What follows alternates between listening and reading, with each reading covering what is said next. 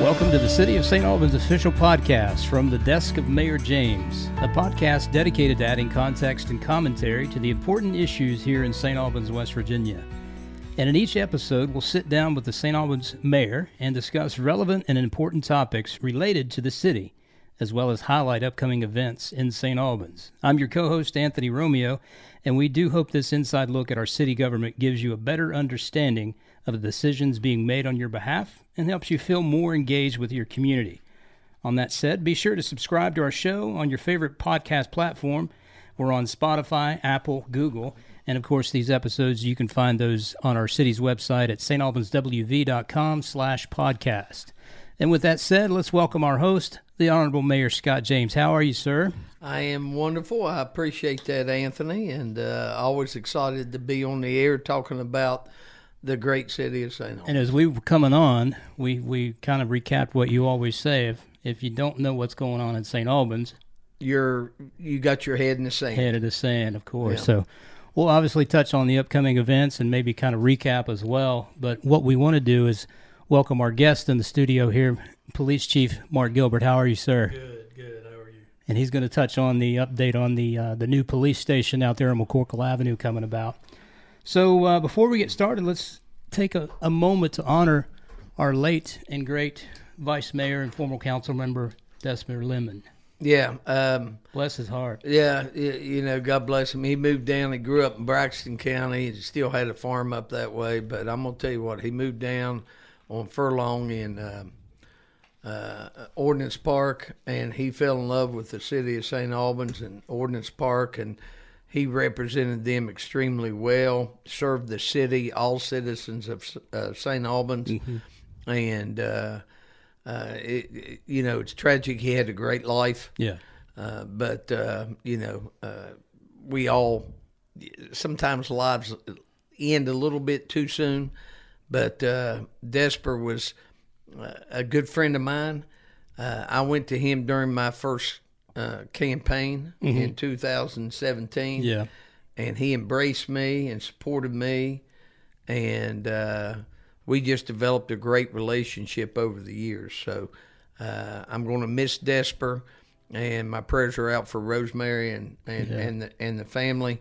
So, we've done some things.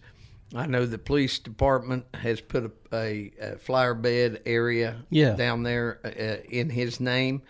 We're going to name one of the parks over at Ordnance Park after Desper Lemon. Very cool. And so people will not forget Desper Lemon. Good. I always found him and his story to be such a gentle soul and a caring individual that was always proactive in the community and watching out for it. So what a legacy to leave here in town. So, But as we last sat down, I mean, we had a lot going on, especially with that DEP grant. Oh, yes. I mean, right now they're sitting around 23 on that demo list from what Marshall was telling me today. Yeah, well, that's what I was going to say. Just this week, we signed 3 more contracts for people to get dilapidated houses torn down. And, we're cleaning our city up in a big, big way. And people have got to understand, and this is something that frustrates me, Anthony, as mayor, is people have got to respect their neighbors. Right. All right. And by doing that, you got to keep your properties cut, clean, not full of junk and everything else. So we've made a lot of progress. Now, that's 23 while Marshall was there. Right. And in my first term, we got 6 houses torn down.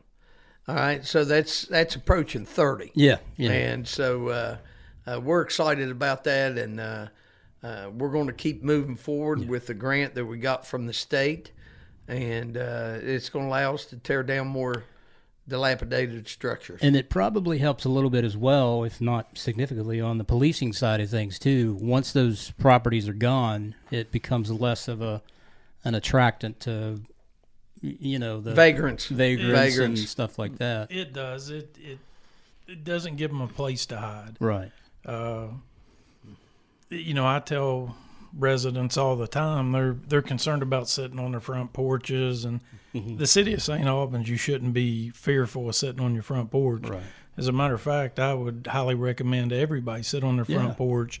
Things aren't going to happen in your neighborhood if you're there to see it. Right. I've yet to meet a criminal that wants to be blatant, doesn't care to be seen. Mm-hmm. So if we get out, we'll take the city back. It's not that we're in a bad position now, right? But the more people we encourage to get to know your neighbors, hang out. We used to have block parties on Greenbrier Street. You know, I'm a St. Albans boy. Yeah, grew up here, and we'd shut down Greenbrier before permits were given out for it, and have cake socials and pie socials. Yeah.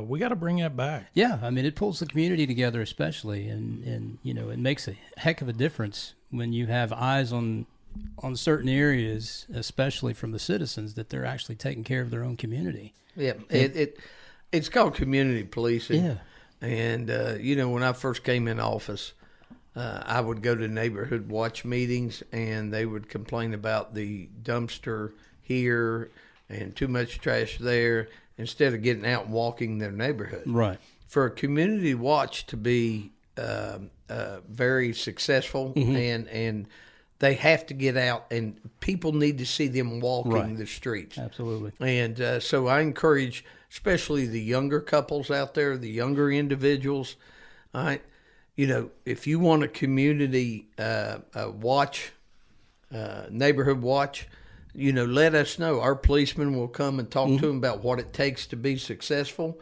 And the more times that we have people out there walking, like Chief Gilbert said, if you're looking at breaking in the house and you see somebody walking down the street, you're not going to break into the house. Right. So, and of course, you know, there are other areas, you know, that the police department works on, and especially with the crime tips, that you're actually able to file those crime tips online on the police department's website. It's been effective.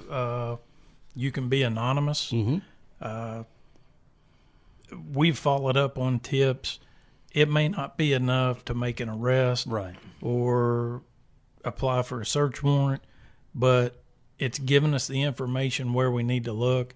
And to my knowledge, we've had 2 cases originate from crime tips that led to arrests. Very good. Very good. And that address is stalbanspolice.com/crime tips, right? Correct. Okay, good deal. So aside from all that, we've got also some progress going down on the lower portion of roadside. They broke ground. It's starting to take shape from what I can see as I pass by. You know, so it won't be long here, and January will be here before you know it, I bet. Yeah, it's going to be exciting. They have to be completed by early January, but what they've done is they took some ground out to the, as you're looking at it, to the left of the stage area. They're going to extend the parking lot. They're extending the sidewalk from where it ends now down to the ramp. Right. All right, and they're going to repaint all the lines and everything, and then they're going to come in and begin on replacing the dock. So, you know, over the last few years, we've lost revenue because people go to other communities to put their boats in. Right. Because we didn't have the greatest dock out there. But, you know, people got to understand, they got on me about this, but this is up to the DNR, and I'm very appreciative of the DNR for doing what they're doing. Absolutely. But, you know, things get behind sometimes. Yeah. And so it's going to be exciting, and we're going to be ready to go for boating season next spring. Well, good. And then there's a lot of activity, of course, in that area with the new police station taking shape. I drove by there the other night, and I saw a nice little touch around that building, that little strip of blue lights. That is a nice touch. That was a gift. Wow. From Doug Scaff Sr., the individual that owns the building now. It was supposed to be a secret. That was going to be one of the last things, and it was put on the building. It wasn't part of the plans, but he wanted to add that touch. And, we appreciate it. Yeah, definitely. Greatly appreciated. So with that said, I mean, you're on the cusp of having a state-of-the-art facility down there opening up. I mean, from what I've been hearing and reading a little bit, and it's going to take shape. Well, and I encourage you to come down, walk through. We hope to have an open house. My entire career, I've been here 27 years. The mayor, city council, I've never seen the backing that we're getting from this mayor, from the council. It's my understanding the 51 6th Avenue Police Department, when they purchased it, it was for 13 officers, or when they developed it. We're up to 26. With fentanyl being a very dangerous drug. At the present time, if we make a traffic stop, recover fentanyl, take it to the office, we actually have to take it completely through the building to get to the only office space we have in that building to field test it, to take photographs, to weigh it, to package it. With this, and that's just one of the advantages. And that puts our officers in harm's way. Absolutely. Well, and our civilian clerks. Yeah. Anybody else that would be in processing under arrest. But we have a room designated right off processing that keeps all this stuff in the back of the building. The thing that excites me the most is it's such a big building that we have a training room downstairs. Oh, great. Well, with training, we spend a lot of money every year sending officers out of state, out of town, wherever, paying to go to these classes. Well, with this classroom, we can now host training. Other cities will come to St. Albans to attend these classes, and the majority of the time, our officers, 3 or 4 of them, will receive free training for hosting the training, and our training budget's going to last longer. It'll last longer. We can do more things with it. In this day and age, something we're looking at is like a special response team.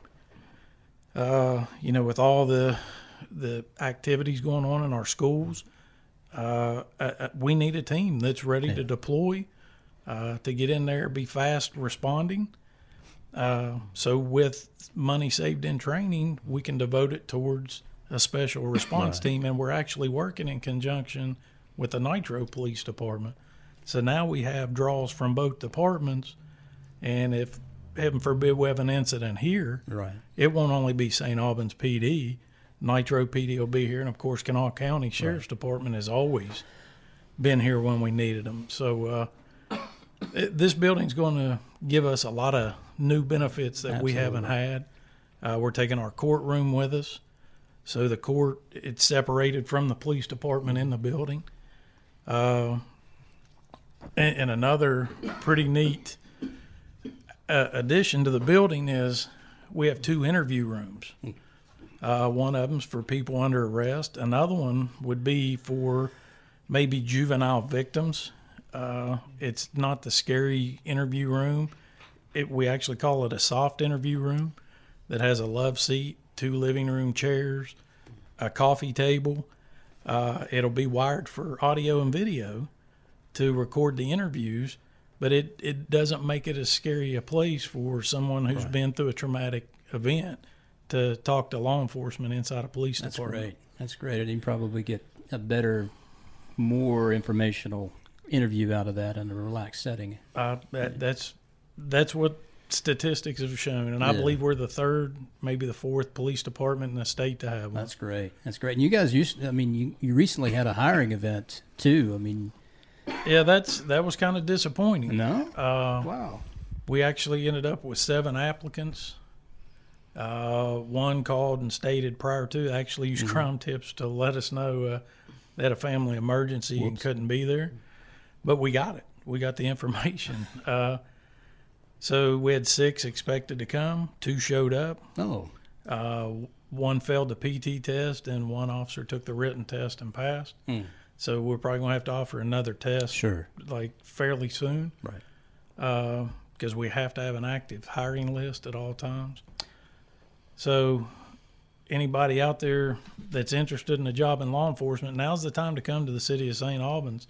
With the support we get from the mayor and council, we recently received pay raises. We're getting a state-of-the-art police department. We received new firearms with the red dot sight systems on them.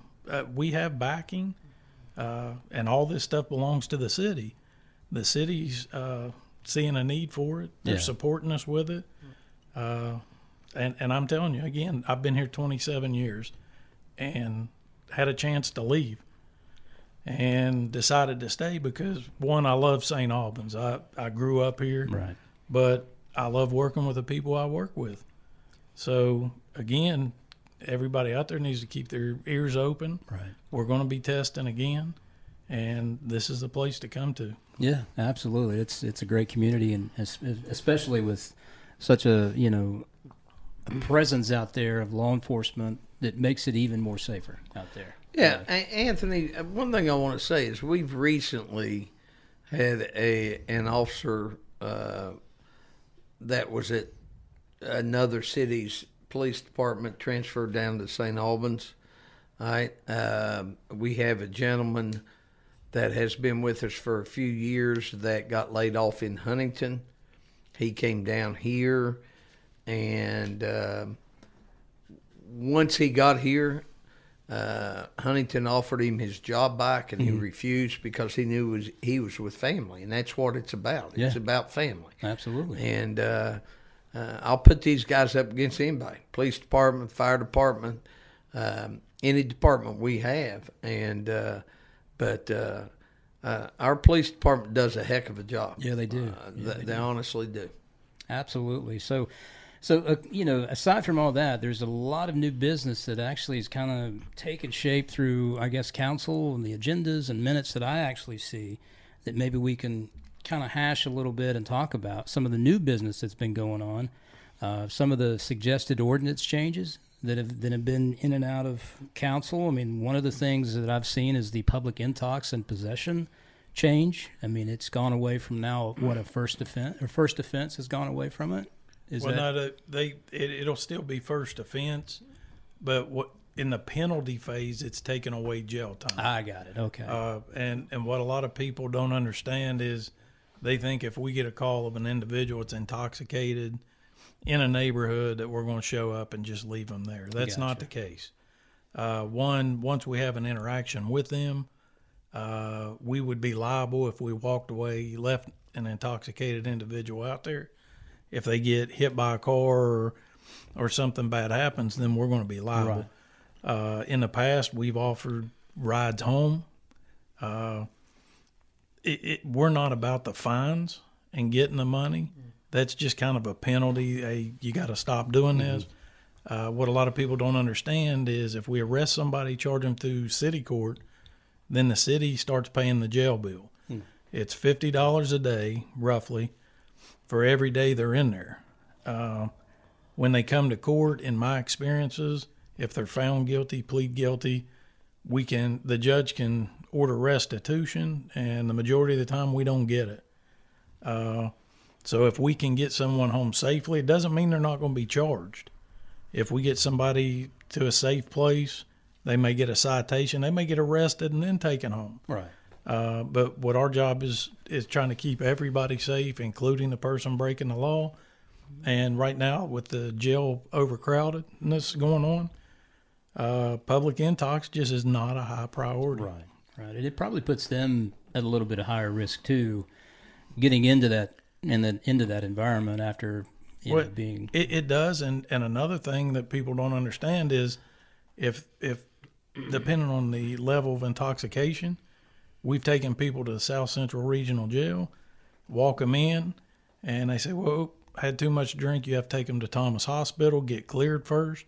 So now you have a police officer spending 3 hours at the ER with an intoxicated person, when we could have solved the issue with a citation and a ride home. Absolutely. And it's a lot safer environment for everybody involved at that point. It is. And Anthony, I'm going to not be quite as diplomatic as Chief is.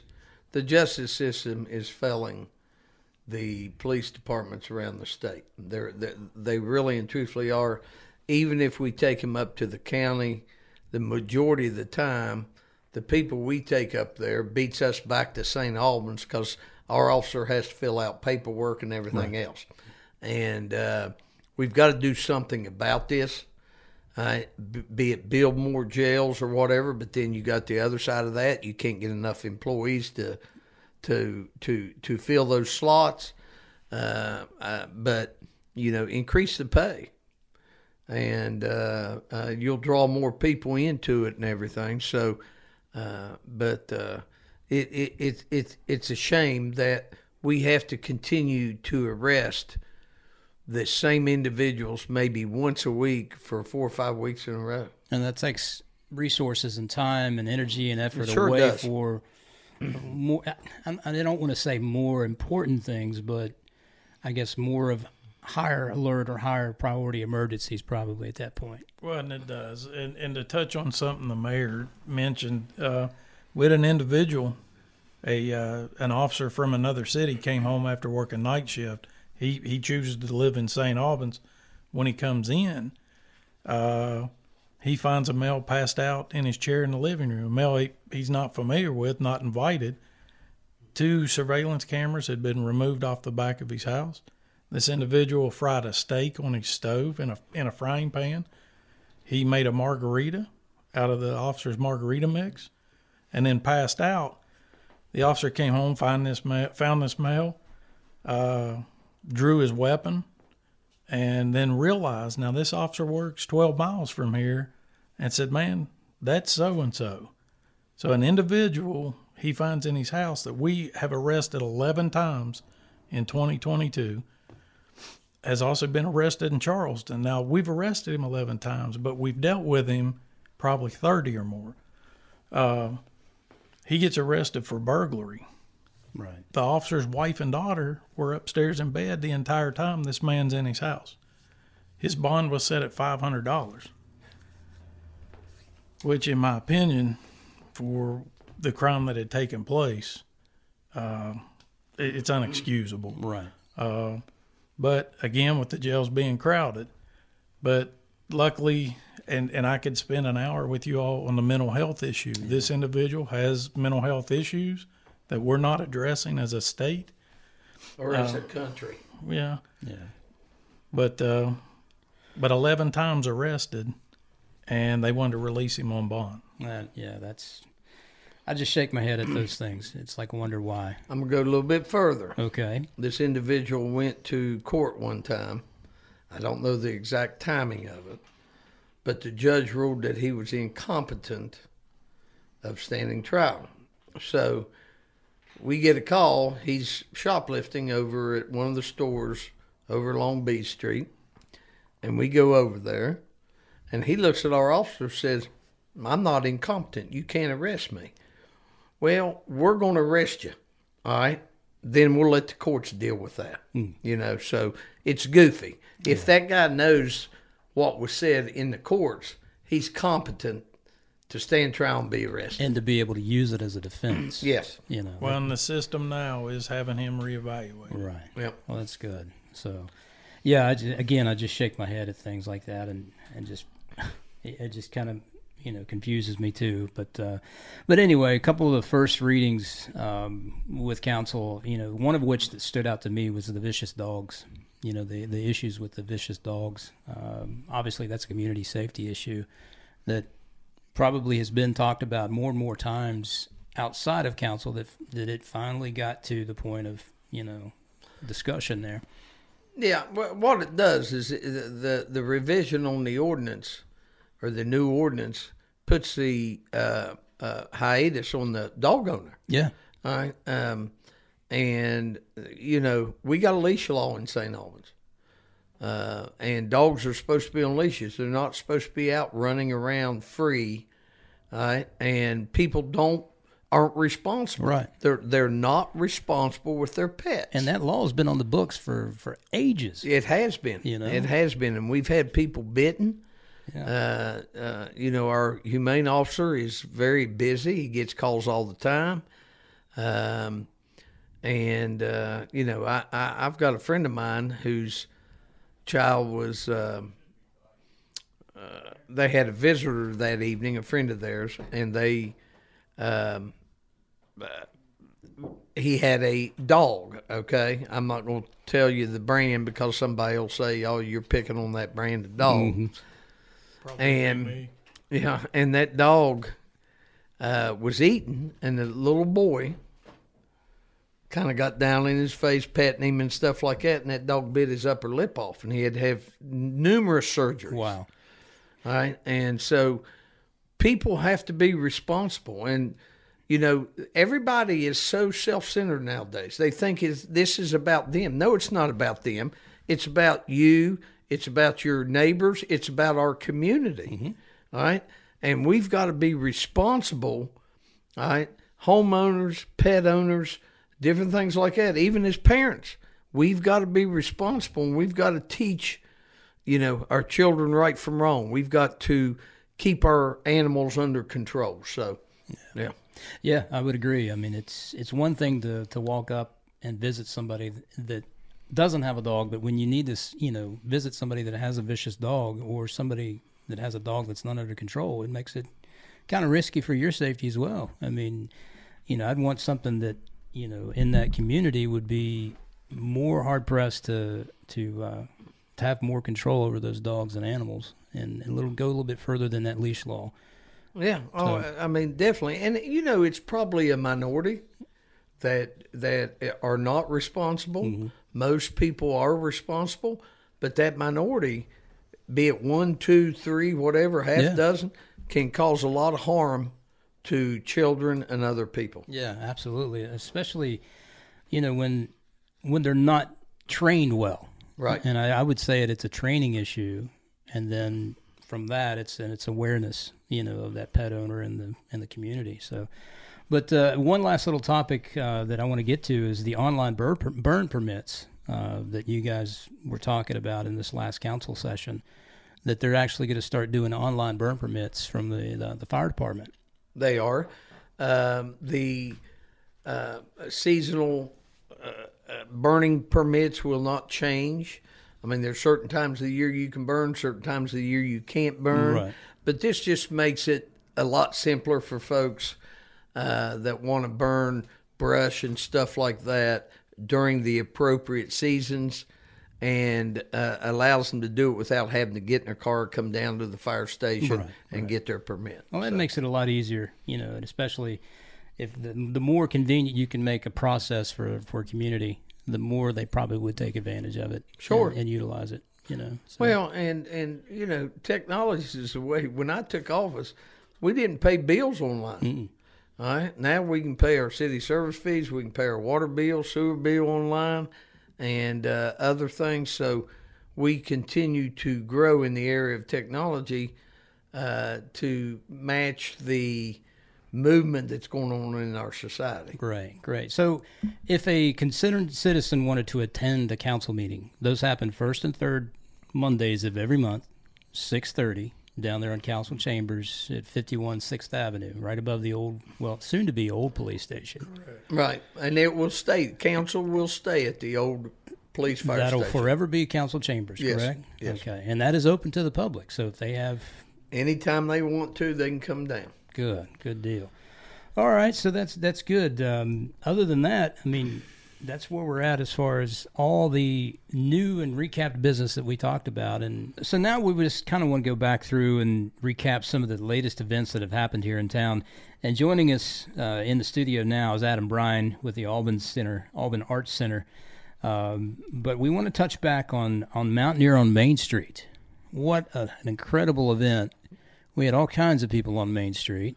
It was unbelievable. All these Mountaineer fans is going crazy. There had to be, throughout the day, 4,000 or 5,000 people attend.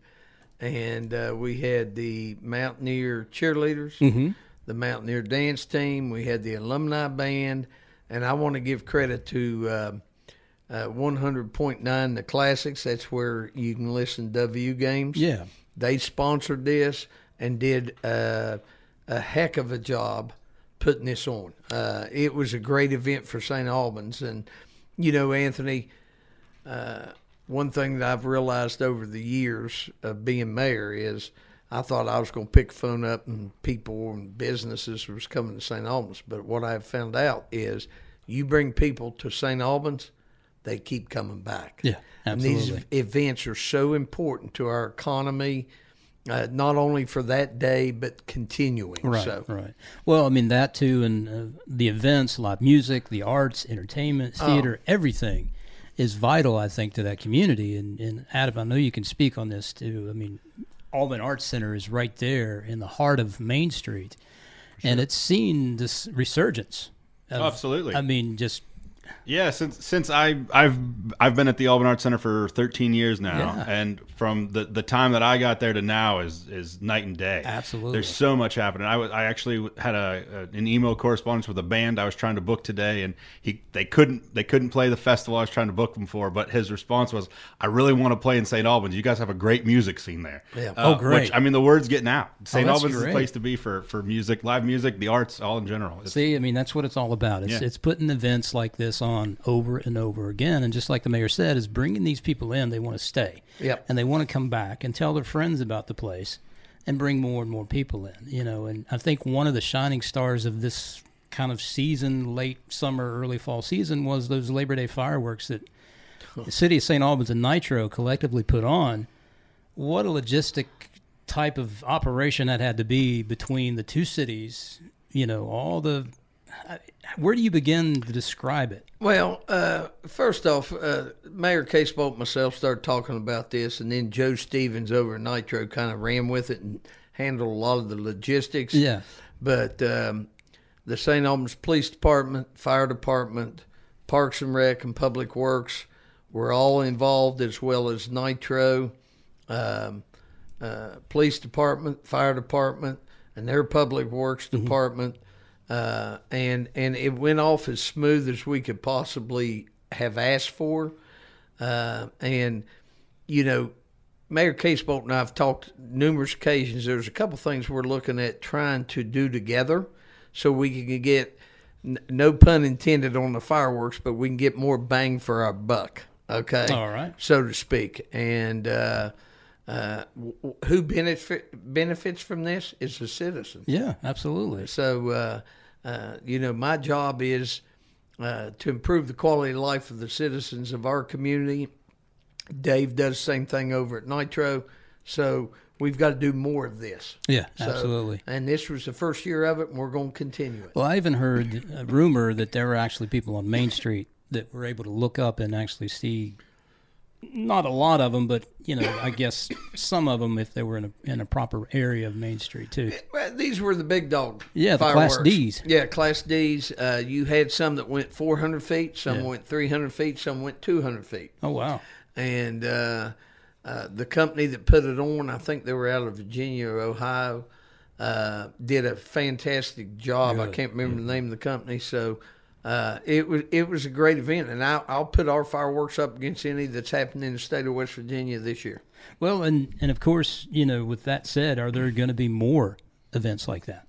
Yeah, I mean, we're not to let the cat out of the bag, but we're hoping to. Okay, I think it would be awesome to be able to maybe do some July 4th and Labor Day fireworks, things like that. So, and we're also, one of the things we've talked about is go in on our paving list together so we can get more paving done for our dollar. Yeah, so, communities have to work together for the betterment of each community, but betterment for the citizens. I agree. And, one of those initiatives that I was able to witness was the new town square dedication.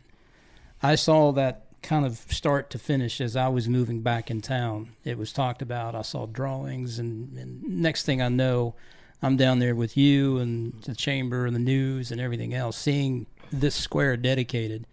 I'm sure you and Adam were proud of that moment because it brings even more credence to be on Main Street. Yeah, absolutely. And bring back the resurgence even more on Main Street. So, now you're going to have a naming contest with the Chamber of Commerce that they've announced too, yeah? Yeah, Deb Austin Brown, who's over at the Chamber of Commerce, our director. She was actually I was just on the phone with her not too long ago about how many people are reaching out and having ideas. She did want me to remind everybody to send her an email. Don't send her a Facebook message or phone call or a text or whatever. But yeah, a lot of people are getting involved in that, and I have a feeling it's going to be a hard time for us to finally pick one. I would imagine that you guys are getting a lot of entries. I mean, I have a few in my head, but I don't want to give them away because somebody may take that idea and run with it. Well, I've had 4 come in just in my office in the last couple of days. Yeah. And I sent them to Debbie to hold on. So, once we get them all in after the 10th, we'll determine what we're going to name it. and we'll go from there. So there'll be another, I guess, an official naming celebration or dedication, ceremony. dedication, okay. And a TBD type an event. To be determined. Absolutely. Okay. Well, cool. I mean, we've got a lot of going-ons coming up here in the latter part of September and pretty much the whole October month is just jam-packed. We were talking before we got on about how full October is in the month of events here in St. Albans. And one of those events is kind of centered around the city's historic train heritage called Train Day. Yeah, absolutely. Train days? Train day. Yeah, it's only a one-day event, but, we'll celebrate trains year-round here in St. Albans. And I heard some incredible news that the Esquires are on the bill this year. They are. They are our headliner for nice. Rails Train Day. They'll start playing at 2 o'clock on Saturday, September 24th. And that's on 4th Avenue, the historic... Right there by the train depot. The brick streets. On the brick street, yep. Beautiful. Yep. Good deal. And one of my former classmates, Bryan Roberts... The Bryan Roberts project is going to be playing. Yeah, they're opening up for the Esquires. They'll be playing at 1 o'clock. Yeah, and then Hoppy Short's train, his train is going to be there offering rides for the public, for the kids, I think I'm not sure about their actual detailed rules. I know for the kids for sure, 100% for the kids. I don't know. We'll find out a little bit more when they get there, but I think adults can ride it too. But it's going to be going all day, and it's free for the public. The whole event is open for free. I mean, obviously food and beverage per purchase, but we've got a lot of free stuff. The train ride is free. We'll have face painting all day for the kids for free, and we've got a caricature artist coming from, I believe, 11 to 2, and he's doing free caricature art for you. Wow, there you go. It's on September 24th. Correct. This coming Saturday. Yep. Yeah. 10 a.m. to 4, right? Yes. And that's train days down there on 4th Avenue. Now, October 1st is one of the biggest, probably one of the biggest music festivals happening in town this year. Dragonpalooza, the St. Albans Beer and Music Festival. Battle of the Bands. So so it's going to be up in City Park. Right. And, City Park our Parks and Rec department does a fantastic job putting on a lot of events. And, Scott Tweedy's our program director. Kevin Pennington is our superintendent of parks. All the employees up there, they just go the extra distance to make sure that these events are top notch. They do, and they work extra hard on it. A couple of things that to note, they've just added a few local artists, well-known local artists. James Townsend and McKenna Hope have been added to that bill on the acoustic stage. And I don't know if you've been down to Mountaineer Main Street and to hear them play. Phenomenal. It's phenomenal duo. Mm-hmm. It's just incredible. So looking forward to that. But they're also going to have a kids zone with kids activities. The St. Albans Fire Truck is going to be there, the Foam Garage, a couple other items there, but of course the food, the beverage, the vendors, the arts and crafts and whatnot. And the bands. They've got 10 of them with a Motley Crue tribute band. 2 stages. Stages. How amazing is that? We have 2 stages. We have enough acts. We need 2 stages to fill it. 10 bands, I tell you what. So that's October 1st, 12 p.m. to 10 p.m. at night. It's going to be a late night. I'll be up past my bedtime for that one. So, but a serious note, there is a public hearing, Planning and Zoning Commission meeting. And that's going to be on the proposed zoning changes, correct? Yeah, it is. We've got to have. They've been working on this for probably the last year and a half to change some of the zoning codes in the city. The planning and zoning deals with this, as well as the building department and Barb Hughes for the city, and so. There'll be a public a period for public comment also. Okay. All right, before everything is finalized. And that's on October 4th, right? Yes. City Hall? I believe so. Okay. And that, like you said, that's open to the public. But fall y'all, the chili cook-off, October 8th, one of my favorite events in town. Great event. With all that good chili and all the food vendors. But we can't forget that it benefits a great cause of those canines. Absolutely. One of all the events are great in town, but that's one of my favorites just because of what it supports at the end of the day, supporting the canine unit and the great work that they do for the city. Yeah, it's going to be a big event because I've heard that the list has grown and grown and grown for both the vendors, the chili cookers, the arts and crafts and stuff like that. So talk about entertainment. I mean, is that out there yet in the public? We'll release it right here. Nobody's heard this yet. There we go. The big one that I'm super excited is the Company Stores will be our headliner, which is a huge band in West Virginia. So the Company Stores are going to be our final act, our headliner. They'll start playing at 3:00 on Saturday the 8th. I've got a couple other bands booked. Heath Fain and Reality Awakes are going to open up for them, and T&R Express, which is another local band, they're going to be playing as well.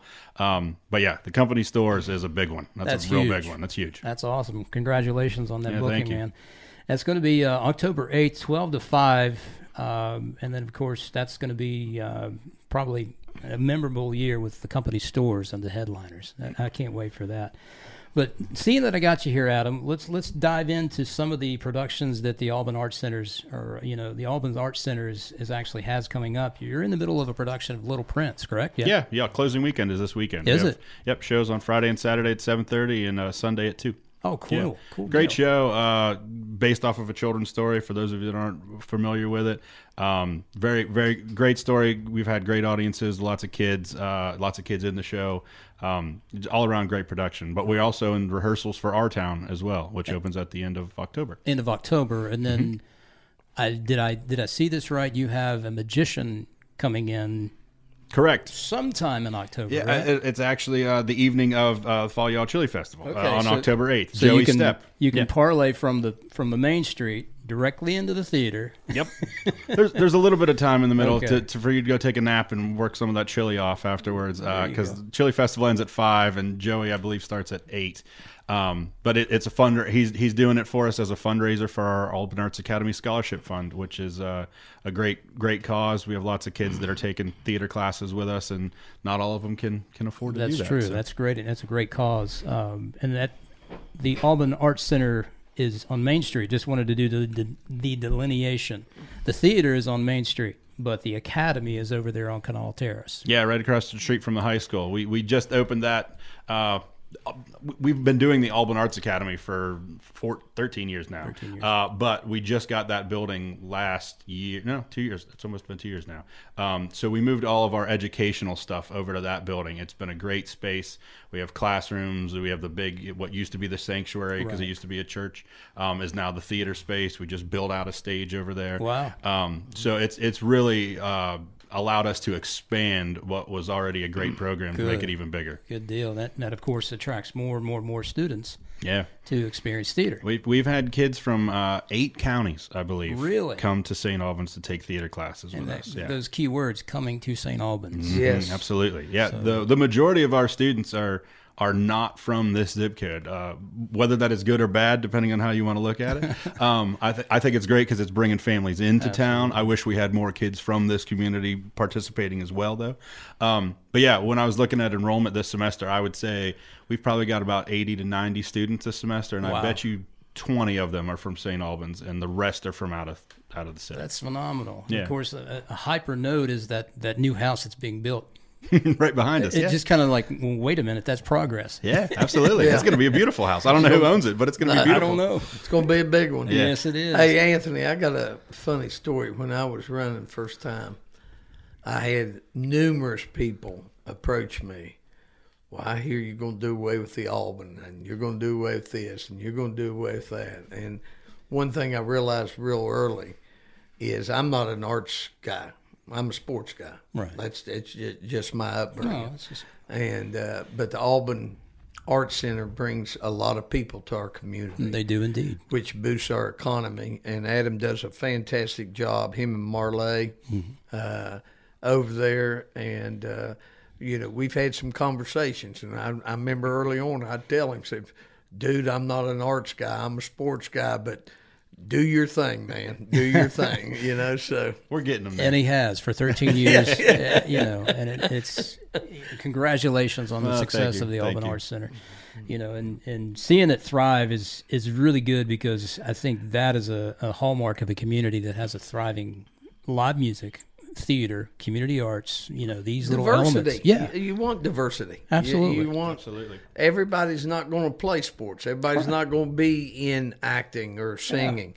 You want diversity to give people of your community more opportunity to participate. Absolutely. And part of that diversity comes with history too, because a lot of our history is stemmed around being a hub of commerce, and a lot of diversity in that commerce has been centered around the river. And of course, Morgan's Kitchen is right there on that river.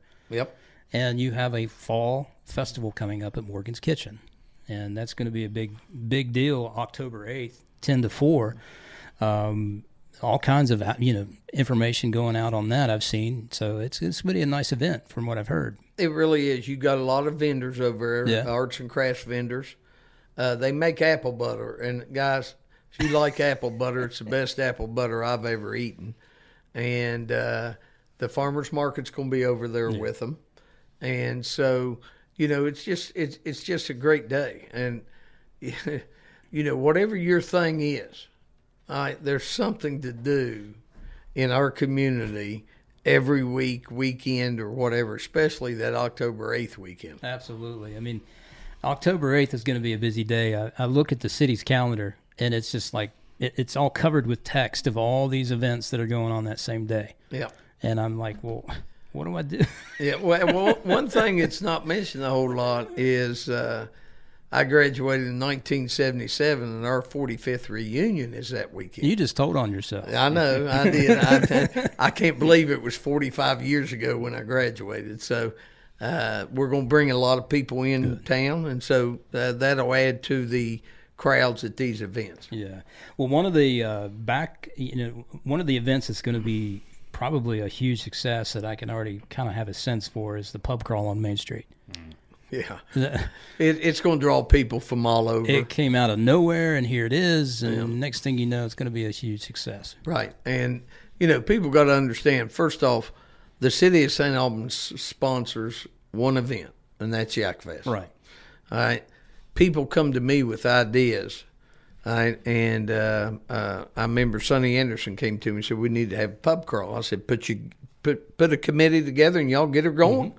And October 22nd, it includes the cafe, drummies, the tap, shuckers, and Cozumel. All right. And, when you cross the street at 2nd Street, we're going to have police officers there to control the traffic. All right. And it's going to be a big evening for businesses in St. Albans. And what I recommend is businesses that maybe usually close about 5 o'clock on Saturday, you might want to stay open. Yeah, because when we have these events, if people leave their doors open, their business goes up. Right, so. Absolutely. So any more details you can share on that pub crawl as far as the times, the dates, the costs? I think it's 7 to 12, isn't it? I think it's actually a little earlier than that. I think it might even be 6 to 12 or 5 6 to 12. 12, yeah. Okay. I should have pulled that up on my phone so I could give you more detail. I know DJ Actright's going to be there. Oh, nice. DJing at the Newtown Square. That's where we're going to have him set up. Nice. And there's a Facebook group that, or page, I should say, which is St. Albans WV Pub Crawl. You can go check it out. That's got all the details. The ticket for the Eventbrite ticket, which gets you a T-shirt and the cup.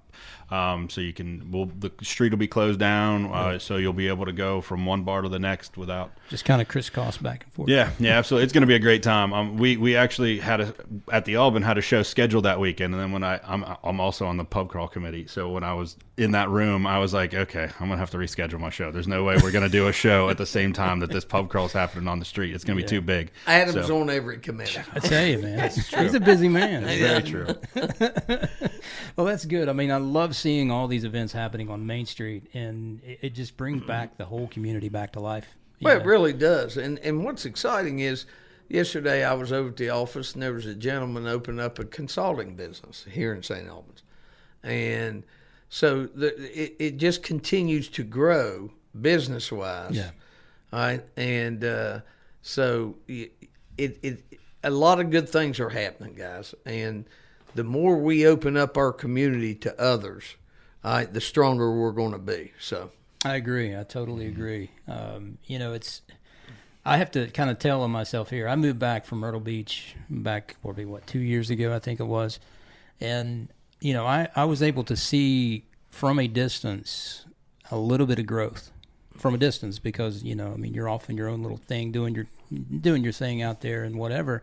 And the next thing I know, I moved back and I'm blown away of how much this place has just blossomed since I've been back in 2 years. It really has. And what we had to do is, again, we don't have the logistics for your national chains. We don't have direct interstate access. We don't have the traffic count. Right. So you have to create an atmosphere that people want to be part of. Yeah. And we've had some young entrepreneurs take a chance on businesses, all right? And they work with the established businesses that have been here for many, many years, be it Colonial Interiors, Village Sampler, Chandler's, even over here at the mall. We've had 3 or 4 new businesses go into the mall. I can't get into specifics, but there is discussion on the Kmart building with somebody. It's in the early stages, but I don't want to, you know, count those chickens before the eggs are hatched because you don't know what's going to happen in the process. Fair enough. Yeah. But it's going to continue to grow. The best is yet to come. I can imagine that, and I believe it. Yeah, I believe it. But as things have coming up here, especially in the mall, they've actually moved Trunk or Treat away from the city mall or the city shopping plaza mall because of all the trucks, and now they're going to have it at the Maranatha Fellowship parking lot, correct? Yes, they are, October 29th. And groups, businesses, and individuals, they're invited to participate. And we always have a great turnout of city departments, individual businesses, organizations that come over and pass out candy. And that's 29th. Yes. From 6 p.m. to 8. Yes. All right. And, of course, the parks, back to the parks, I just totally skipped over this, and I feel bad. But they've got their Haunted Trail coming up October 14th to the 22nd, you know, which is a big, huge, you know, success up there on the hill at City Park every single year. And Scott works his tail end off putting that thing together with all his crew. And so the 14th and the 22nd, from what I understand, from what I know right now, free parking at Coleman Field. There's going to be free hay rides up to the trail. And something they're going to do differently this year, speaking of the resurgence, live music. Oh, I did not know that. That's great. I'm glad to hear that. I did not either. They're actually going to have a live music, I think, at least try it every single night, right? If not 1 or 2 nights of the year, you know, of that run.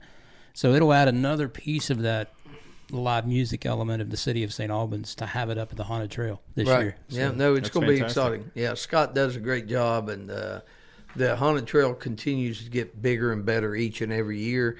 And it wouldn't be successful without the volunteer organizations that volunteer to participate in that. So, absolutely. That's awesome. And you know, like I said, if you don't think there's anything to do in St. Albans, man, get your head out of the sand. You're not really living, right? Yeah. Well, that being said, we can't forget about the citywide trick-or-treat on the 31st. October 31st, we go with the county. Monday evening, the 31st, rain or shine, we're having trick-or-treat. I remember last year there was a chance of rain. It might have rained a little bit on the trick-or-treat night. People kept texting me and calling me and sending me messages on Facebook about, are we going to cancel and move trick-or-treat? No, we're not.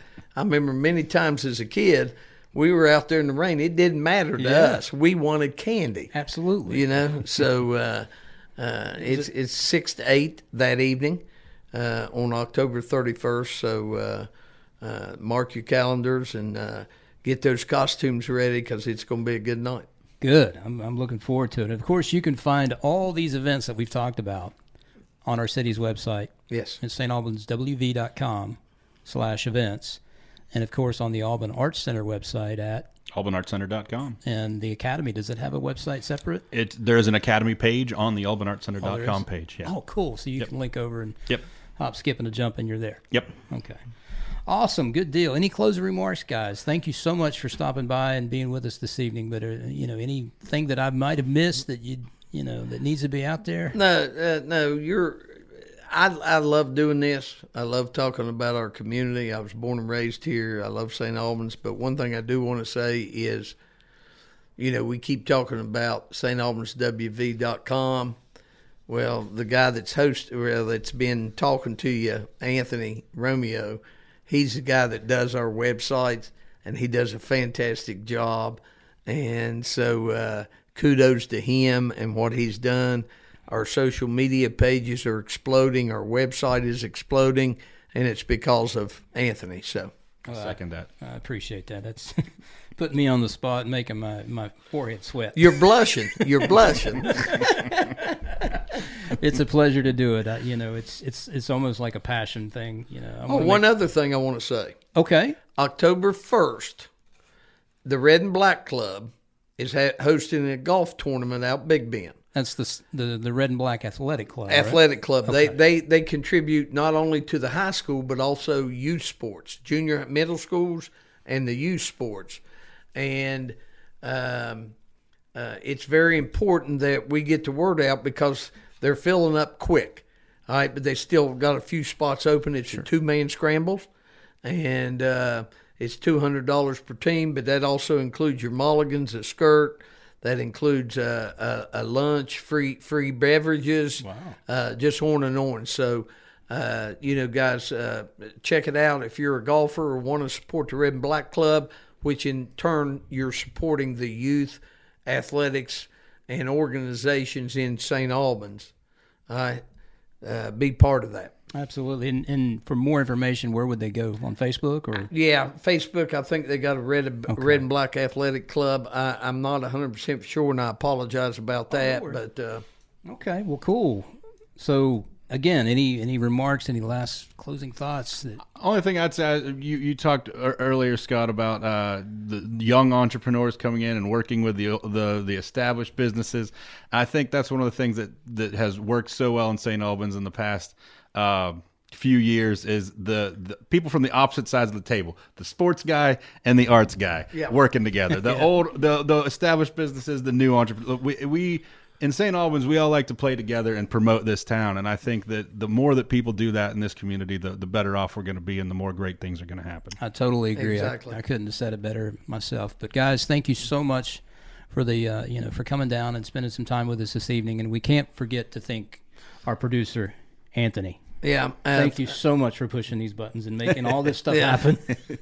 Yeah, he turns it down when I'm here. He turns it up when Mark's here. You know, 'cause I got a big mouth and Mark's soft spoken. Yeah. So, well, he keeps the show running smoothly. He does. So Anthony, appreciate it. Thank you so much. Yes, Anthony, we got 2 Anthonys here, and they both do a tremendous job. Thank you all very much. Sounds great. Well, thank you again for joining us this evening, Mr. Mayor and Adam. We appreciate you being down here. And thank you for joining us for the City of St. Albans official podcast from the desk of the Mayor James. And we hope that this podcast gives you a better understanding of the important issues facing our community. And be sure to subscribe, like, and share our podcast on your favorite podcast platform and, of course, on social media. You can find us on Apple, Google, Spotify, and a few others, I think, right? We're out there finally on all of them. And then, of course, these episodes will be made available on the city's website at stalbanswv.com/podcast. And again, I'm your host, Anthony Romeo. We'll see you next time. God bless.